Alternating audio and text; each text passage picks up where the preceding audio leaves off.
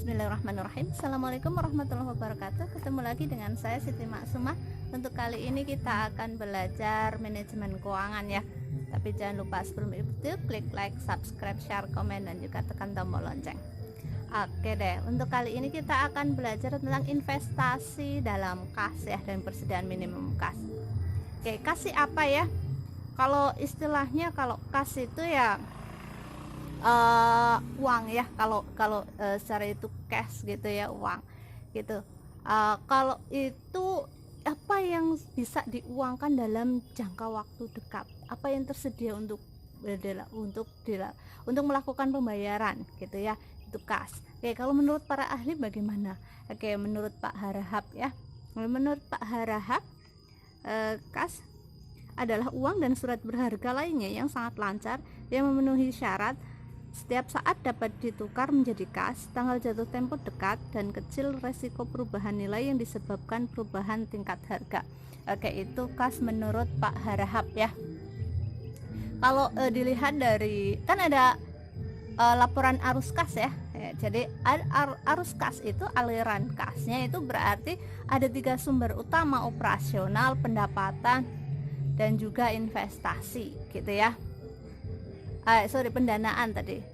Kalau dilihat dari operasional, berarti aliran kasnya itu berarti dari operasional utama perusahaan. Misalkan saya contohkan perusahaan manufaktur ya, berarti kan operasionalnya dari dapatnya dari penjualan produk untuk digunakan untuk beli bahan baku, bayar tenaga kerja, bayar listrik, dan lain sebagainya untuk operasional perusahaan.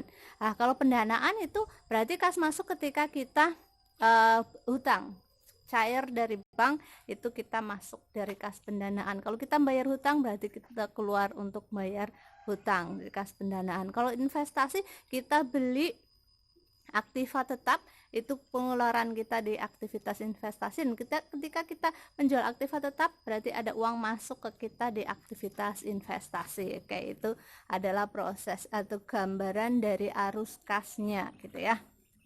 Oke, kalau motif pengelolaan kas, pengelolaan kas itu ada motifnya ya. Kalau menurut John Maynard itu ada 3 motif untuk memiliki kas. Pertama, motif transaksi, motif berjaga-jaga, dan ketiga, motif spekulasi. Kalau di sini motif transaksi ya semua ya, transaksi karena transaksi butuh pembayaran, jadi itu motifnya, jadi memiliki kas itu. Kalau untuk dari berjaga-jaga, nanti kita harus punya uang berapa untuk membiayai atau membayar pengeluaran yang tidak diprediksi gitu, untuk jaga-jaga juga. Kalau untuk spekulasi di sini dimaksudkan untuk memperoleh keuntungan dari memiliki atau menginvestasikan kas dalam bentuk investasi yang sangat liquid. Jadi di sini spekulasinya itu kas yang kita punya itu kita investasikan dalam investasi yang sangat liquid. Jadi liquid itu secepatnya bisa diuangkan gitu ya. Itu untuk motif memiliki kas menurut Pak John gitu ya. Ada motif lainnya, itu kebutuhan di masa mendatang sehingga kita harus jaga-jaga gitu ya, masih sama.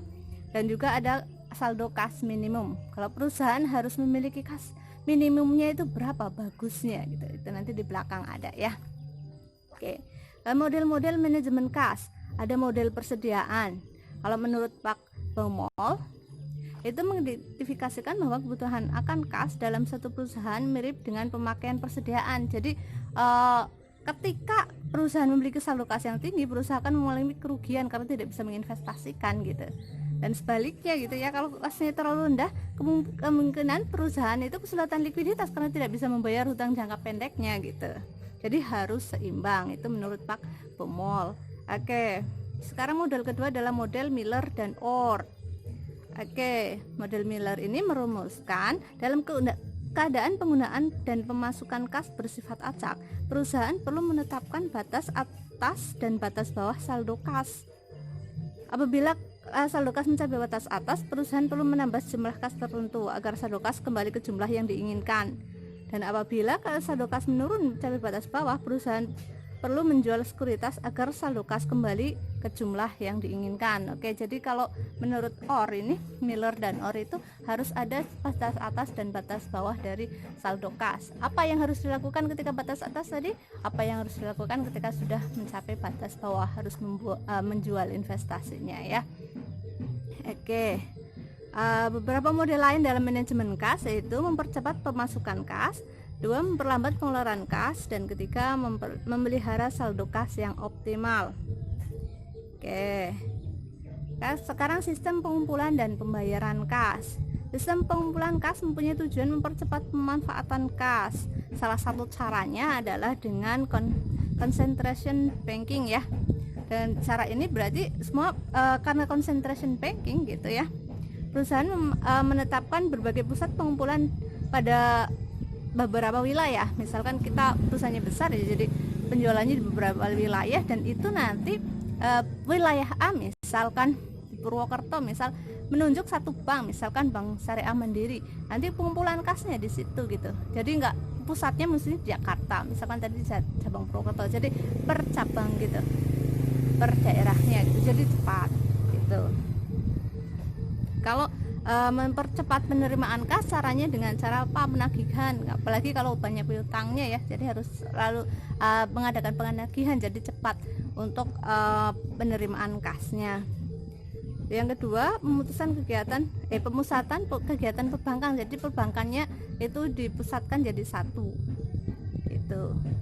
Kalau cara kan tadi ada mempercepat, ada juga cara memperlambat pengeluaran kas. Kalau penerimaan kas harusnya cepat-cepat, kalau pengeluaran diperlambat. Ini sih cuman metode saja ya.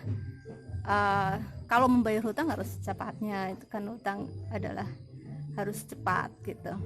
Tapi ini untuk memperlambat pengeluaran kas, itu caranya ada cara memainkan ambang ya.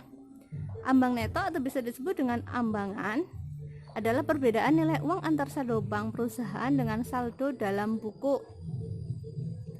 Nah, di sini ketika perusahaan mempunyai saldo kas negatif pada buku dan saldo bank positif, hal tersebut disebabkan oleh belum dibayarkannya giro yang ditulis oleh perusahaan.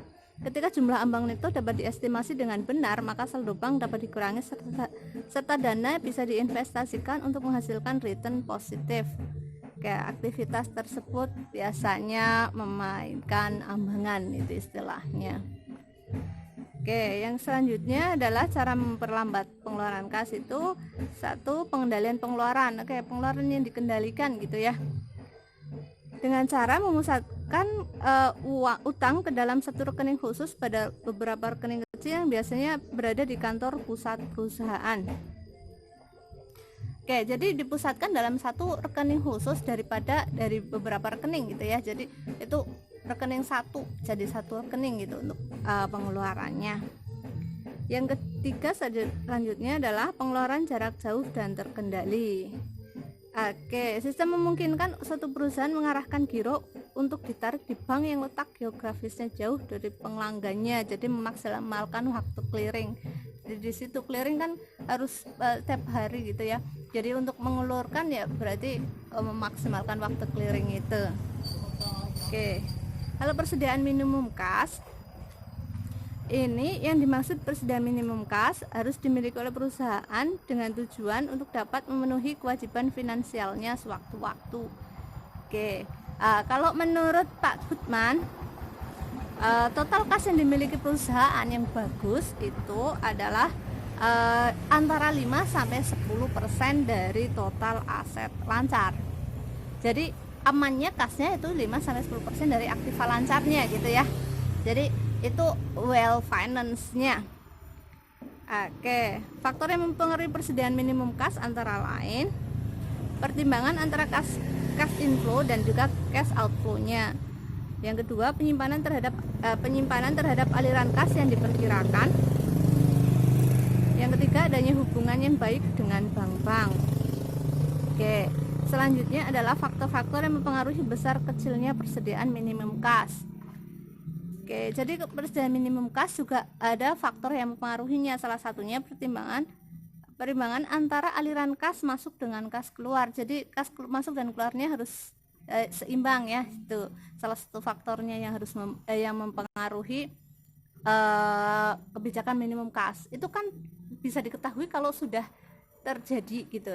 Jadi dari kebiasaan, dari data historis berapa sih biasanya pengeluaran dan pemasukannya gitu. Jadi itu harus diseimbangkan. Itu nanti biasanya sekian. Itu jadi menjadi batas minimum kas yang ideal karena sudah biasa dari data historis tahun-tahun sebelumnya begitu ya. Yang selanjutnya adalah penyimpangan terhadap aliran kas yang diperkirakan. Oke. Yang ketiga adanya hubungan yang baik dengan bank-bank. Oke, itu tadi kalau dijelaskan penyimpangan terhadap aliran kas yang diperkirakan itu ketika untuk menjaga likuiditas dari perusahaan perlu membuat perkiraan atau estimasi mengenai aliran kas dalam perusahaannya. Nah, kalau hubungan baik dengan bank-bank ya dengan semua mempermudah satu perusahaan untuk mendapatkan kredit dalam menghadapi kesulitan finansialnya, baik yang disebabkan karena adanya peristiwa yang diduga maupun tidak terduga sebelumnya. Jadi ketika kita mempunyai hubungan baik dengan bank, misalkan kita pernah hutang pun kita rajin gitu ya, pokoknya nggak ada blacklist lah ya, jangan sampai kena blacklist bank. Itu kita menjaga hubungan baik, kalau itu on time gitu ya, jaga hubungan baik itu ketika kita butuh gitu ya, kita butuh cepat, itu bank juga akan cepat mengakses, memberikan hutang lagi gitu. Jadi kita harus menjaga hubungan baik dengan bank-bank. Kalau perusahaan kita semakin besar kan pasti kita butuh dana yang besar ya, jadi banyak bank yang bisa kita gandeng. Jadi kita harus menjaga hubungan baik dengan semua banknya kayak itu. Nah, apa perlu investasi dalam persediaan minimum kas. Jadi kalau kasnya terlalu tinggi itu juga nggak baik, karena harus diinvestasikan dalam aset yang liquid juga, biasa secepatnya diuangkan gitu ya. Kalau kasnya terlalu rendah nanti nggak bisa membayar, apalagi kalau perusahaan perbankan ya. Kalau terlalu rendah nanti kalau suatu saat nasabah ingin mengambil tabungan kan bisa sewaktu-waktu ya, itu nggak ada, nanti kecewa seperti yang pernah saya terangkan. Jadi jangan sampai kasnya juga terlalu rendah, karena di bank itu kan tabungan itu masuk ke hutang jangka pendek ya, jadi tidak bisa menjaga likuiditasnya. Oke, jadi berapa besar minimum kas yang harus disediakan perusahaan itu bisa diprediksi atau bisa ditentukan berdasarkan pengalaman historis tahun-tahun sebelumnya gitu. Jadi pengalaman akan membuat perusahaan semakin lihai. Oke, sekian dulu dari saya, tambahan dari saya, semoga bermanfaat, semoga ilmu kita barokah dan jadi jariah dunia akhirat. Kalau ada kesalahan saya minta maaf. Wabillahi taufiq wal hidayah. Wassalamualaikum warahmatullahi wabarakatuh.